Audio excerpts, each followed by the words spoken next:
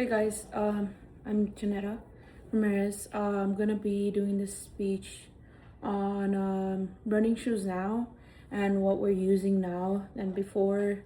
Um, so in the back in the days, actually running was just done barefoot. There was also Olympic Games that were being competed, and it was being competed barefoot, and they've actually won running it barefoot. And in the 1860s, the first modern shoe came out. It was designed by Joseph William Foster, and he's actually the founder of Reebok. Him and his sons were working in a factory, and they were just doing these shoes. But these shoes were not really comfortable. They were not these running shoes that are being used now. It was actually more of a dress shoe. That leather, uh, what is it called? Material. It was a leather material.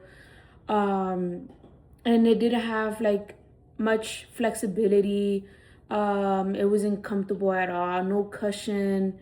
It was just you're prone to injuries using those shoes. So a lot of people just rather run, and back in the days they would rather wear nothing, because yeah, they were getting injured easily. And then the 1920s, running shoes entered like the mainstream. Like Adidas was coming in to make shoes that also, and as well as Puma. And then Nike, Nike started coming in too, and they did actually like the Cortezes. I don't know if y'all know, I mean, seen the shoe, but they were actually very popular back in the days. So they started running competitions with those. The Cortezes they had some cushion, but still it wasn't the best shoe out there. So those started coming in. They were way better than the Foster shoes, the founder of Reebok. They were way more comfortable, more reasonable and stuff like that. And then now we're like in our 2025, no, 2024, 25, and now shoes actually started changing way more. Marathon runners wear now shoes that barely even weigh anything. I have two right here because I'm a runner myself. They weigh nothing. They're very comfortable, very smooth from the bottom, but it doesn't weigh anything. Very comfortable. I have another shoe right here, and this one's a perfect presentation, because now they're making it with carbon plates, and it's supposed to be more of a bouncy feeling. It's more for speed, I want to say. The Adidas is more for like recovery runs and stuff like that, but the carbon plate is supposed to be more for speed. Honestly, there's more out there that are way comfortable than the Asics, the white ones that I just showed. But that's what marathon runners are using now compared to before. It's such a difference. Like the material, everything's different. Like the laces back then weren't even comfortable at all. Like the way you lace it, and now it's like it has a meaning to it. Like the way it's laced, the way like the arc support. There's more arc support. Cushion. The cushion is a huge different. The height. They barely even weigh a feather. Like it's a difference. But they were still doing it like for Olympic Games back then, and they were actually very successful. Some people still do it. Some people still prefer being barefoot. But now the good thing is that in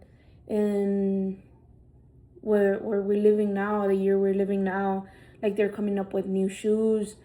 And the way that the shoes that were made in 1860s and 1920s, it was no AI, no science behind it. Now it's like they're being studied, like before they even drop it to people to buy them, they test them, they go through a lot of testing. And AI has a lot to do with it, like it helps with it being done. But yeah, it's very different, like back then and now. um but yeah, I mean, I'm a runner myself, and I wouldn't imagine like being able to run with like like the dress shoes, like very uncomfortable. Like, and now what's crazy is that these shoes that I showed, it also helps with blisters. Like, I bet that back then they would get a lot of blisters, a lot of plantar fasciitis due to it almost being a flat shoe, and just the heel in the back. I mean, it has a lot to do with injuries. Like, there's shoes that are also made that don't have enough that ankle support, and you go out for a run and next thing you know you twisted your ankle. So that ankle support has a lot to do with it. So now, in this like technology, like we're advanced, they actually pay attention to that, and so that's really good. I don't know if many of y'all have seen the Nike Vaporfly. Like, they're like really tall, but they don't weigh anything, like nothing. They don't even weigh, like, it's crazy. You could hold it up and it just doesn't weigh anything. But yeah, that's, I just think that's pretty cool.